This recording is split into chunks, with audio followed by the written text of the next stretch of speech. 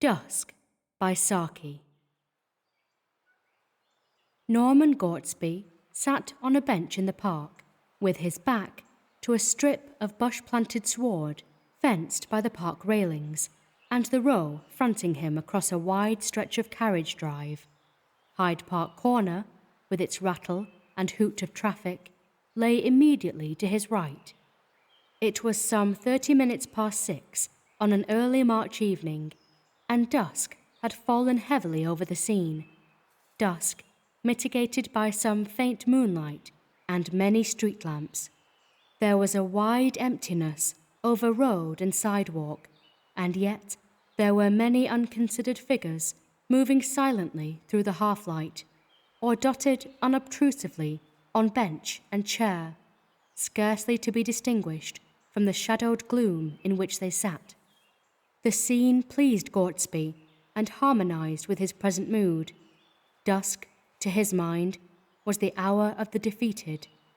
Men and women who had fought and lost, who hid their fallen fortunes and dead hopes as far as possible from the scrutiny of the curious, came forth in this hour of gloaming, when their shabby clothes and bowed shoulders and unhappy eyes might pass unnoticed, or, at any rate, unrecognized.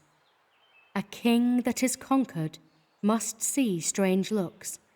So bitter a thing is the heart of man. The wanderers in the dusk did not choose to have strange looks fasten on them. Therefore, they came out in this bat fashion, taking their pleasure sadly in a pleasure ground that had emptied of its rightful occupants. Beyond the sheltering screen of bushes and palings came a realm of brilliant lights and noisy, rushing traffic. A blazing, many-tiered stretch of windows shone through the dusk and almost dispersed it, marking the haunts of those other people who held their own in life's struggle, or at any rate had not had to admit failure. So Gortsby's imagination pictured things as he sat on his bench in the almost deserted walk. He was in the mood to count himself among the defeated. Money troubles did not press on him. Had he so wished, he could have strolled into the thoroughfares of light and noise and taken his place among the jostling ranks of those who enjoyed prosperity or struggled for it.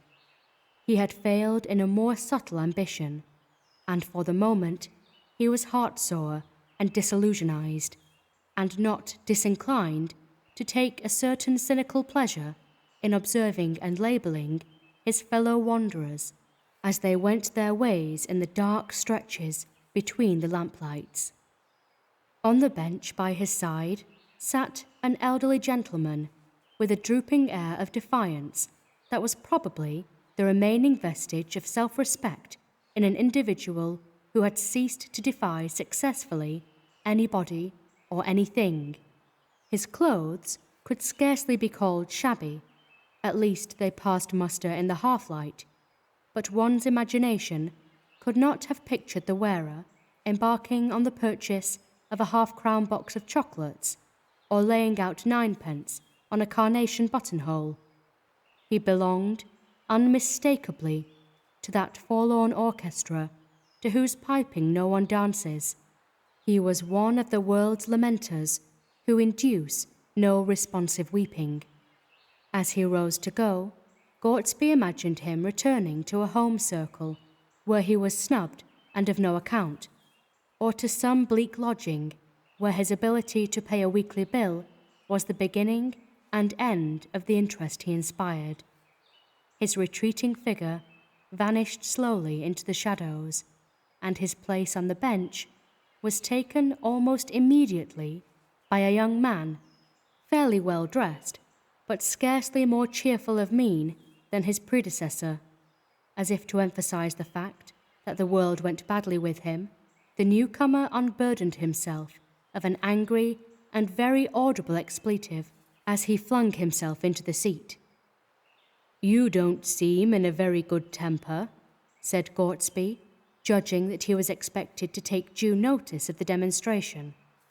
The young man turned to him with a look of disarming frankness, which put him instantly on his guard.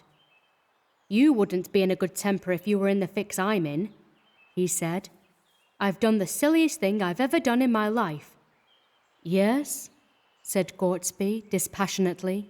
"Came up this afternoon, meaning to stay at the Patagonian Hotel in Berkshire Square," continued the young man. "When I got there, I found it had been pulled down some weeks ago, and a cinema theatre run up on the site. The taxi driver recommended me to another hotel, some way off, and I went there. I just sent a letter to my people, giving them the address, and then I went out to buy some soap. I'd forgotten to pack any, and I hate using hotel soap.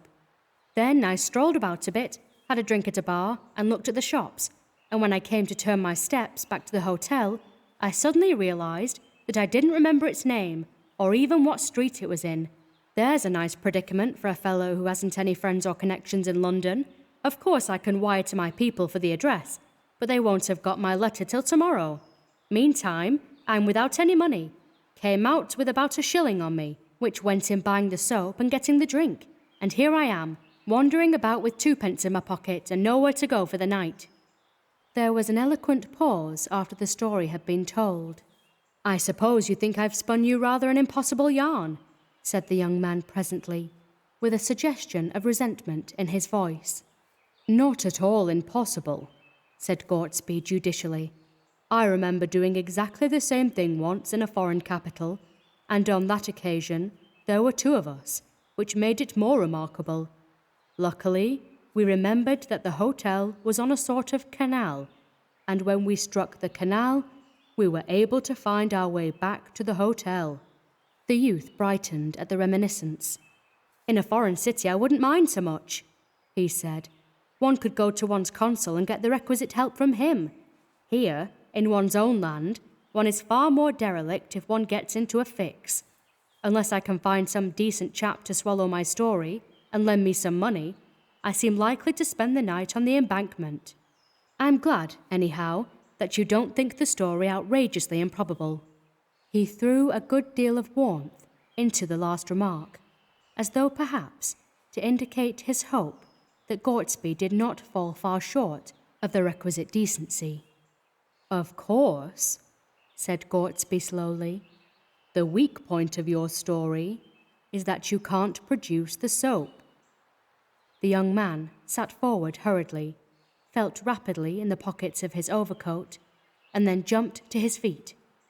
"I must have lost it," he muttered angrily.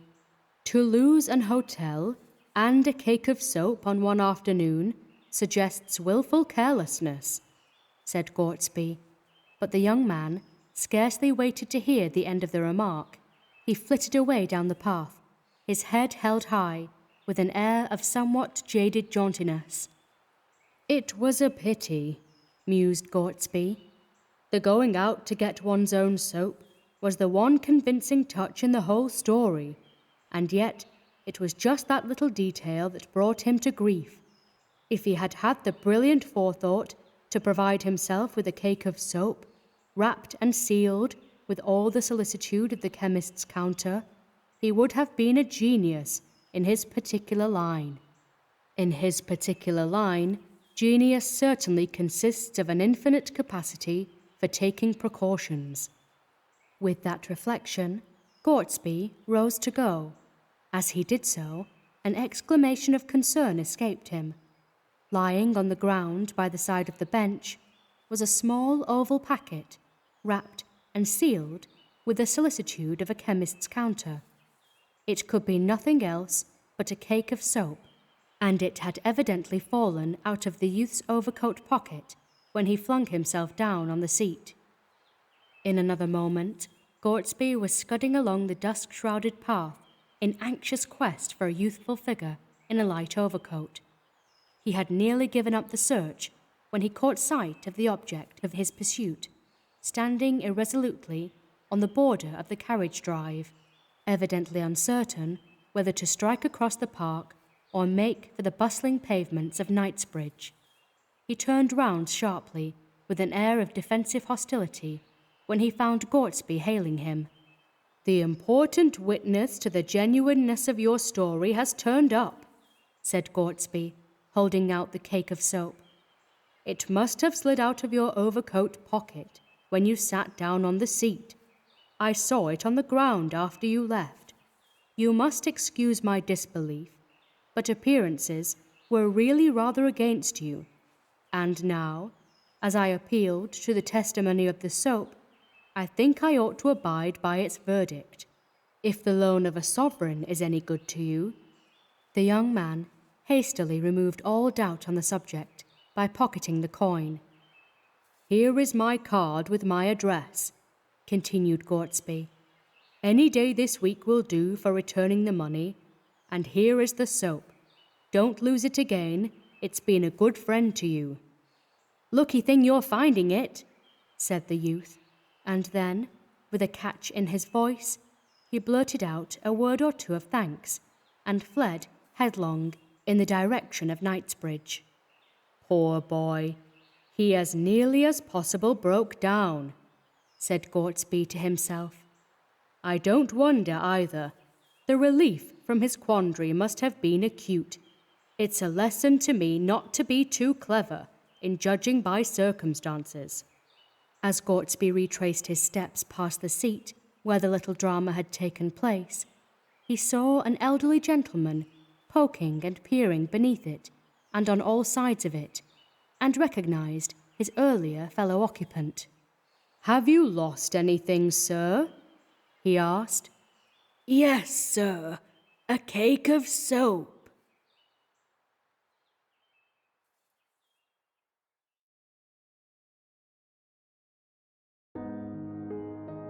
Thanks for listening. If you enjoyed this reading, follow the links on screen to other readings here at HorrorBabble. Until next time,